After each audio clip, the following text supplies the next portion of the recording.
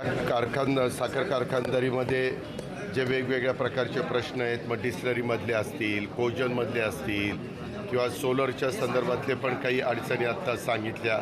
रूफटॉपवर जर तुम्हाला solar panel बसवायचं असेल तर काही असेल, अशा अनेक विषयाच्या संदर्भामध्ये किंवा इफिशियन्सी वाढवण्याच्या दृष्टिकोनातनं कुठल्या कुठल्या गोष्टी केल्या पाहिजेत अशा या सगळ्याच्याबद्दल साधक बाधक चर्चा झाली.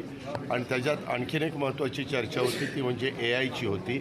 कारण आपल्याला सगळ्यांना माहिती आहे कृत्रिम बुद्धिमत्ता ह्या गोष्टीचा वापर करून सर्व क्षेत्रामध्ये त्यांनी अंतर्भाव केलेला आहे. त्यावेळेस आपलं कृषी क्षेत्र पण ह्याच्यामध्ये मागं राहायला नको म्हणून आम्ही सरकार म्हणून पण प्रयत्न करत आहे. परंतु त्याचबरोबर VSI हे एक महत्त्वाचे संशोधन केंद्र आहे आणि त्याच्यामुळे ह्यांनी पण यंदा साधारण 5,000 शेतकऱ्यांना आपल्याला पहिले होते 9,250 आता 18,250 रुपये इन्सेंटिव्ह हेक्टरी द्यायचा निर्णय घेतलेला आहे.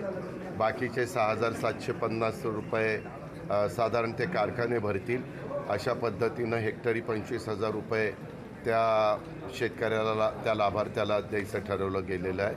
आणि 3 रुपयाला जे रोप होतं ते 2 रुपये किंमत केलेली आहे. त्याच्यात 1 रुपया इन्सेंटिव्ह प्रति रोपाला द्यायचं ठरवलेलं आहे. त्याच्यामुळं साधारण हेक्टरी 12,000 ते 12,500 रोपं लागतात. तर त्याचा विचार केला तर जवळपास 24,000 ते 25,000 रुपये किंमत होती. ती शेतकऱ्यांनी मात्र भरायची. त्यांना स्वतःचं ठिबक करावं लागेल. अशा पद्धतीनं काही महत्त्वाचे निर्णय घेतले गेले आणि त्याच्याबद्दल सगळ्यांना आज माहिती देण्यात आली. अर्थात कुठले 5,000 शेतकरी तर जे फर्स्ट कम फर्स्ट येतील त्या 5,000 शेतकऱ्यांना हा बेनिफिट दिला जाईल.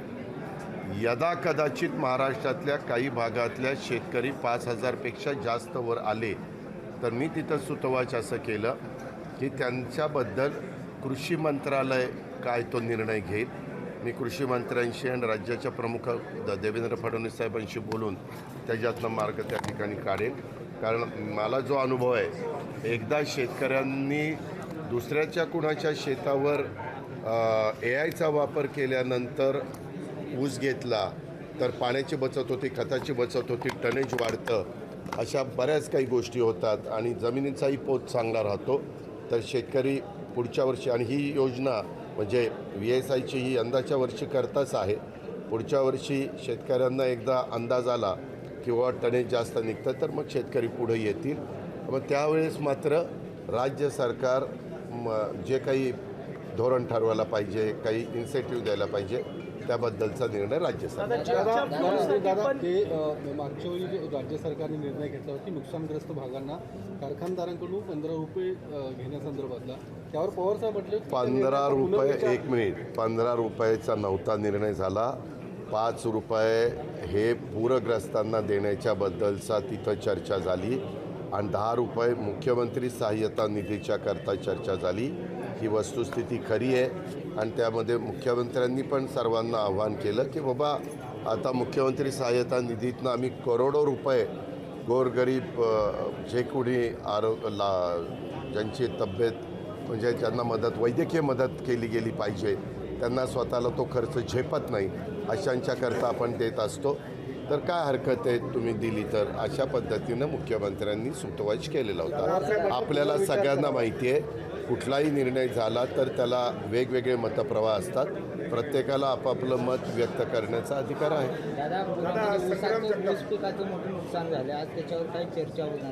अहो, त्या संदर्भात पुराच्यामुळं पूरग्रस्त भागात मोठ्या ऊसाचं लहान ऊसाचं जे नुकसान झालं आहे त्याला काय शेतकऱ्यांनी निर्णय घेतला पाहिजे किंवा त्याच्या संदर्भातले आता पुढची कारवाई केली पाहिजे ह्याबद्दलची माहिती देण्यात आलेली आहे. त्याच्यात त्यांनी प्रेझेंटेशन पण दिलं, ते सगळ्यांनी पाहिलेलं आहे आणि तशा पद्धतीनं शेतकऱ्यांनी करावं, साखर कारखान्यांनी करावं असं आवाहन केलं. बहुतेक शेतकरी कुठल्या ना कुठल्या सहकारी साखर कारखाना किंवा खाजगी कारखान्याशी संबंधित असतात. आता त्यांनी आपापल्या भागातल्या शेतकऱ्यांच्यामध्ये उद्या त्याच्याबद्दल पूर्णपणे VCवर जेवढे काही कारखाने त्याच्यामध्ये इन्व्हॉल्व होतील त्या सगळ्यांना VCवर ते पुन्हा दाखवलं जाणार आहे. दादा, आपल्या पक्षातील आमदार संग्राम जगताप यांनी काल वक्तव्य केलेलं होतं हिंदू तू काल नव्हता का माझ्याबरोबर? तुम्ही आज नोटीस मग मी काल सांगितलं होतं ना की हे पक्षाच्या विचारधारेला धरून नाही आहे, याबद्दल आम्हाला त्यांना नोटीस काढावी लागेल असं मी सांगितलेलं होतं. तशा पद्धतीनं नोटीस काढलेली आहे. शेवटी तुम्ही एका राजकीय पक्षाचे सभासद असला, सदस्य असला, तर त्या पक्षाच्या विचारधारेपासून तुम्ही काहीही जरी बोलायला लागला तर कुठलाच पक्ष ते सहन करणार नाही. म्हणून नोटीस दिलेली आहे.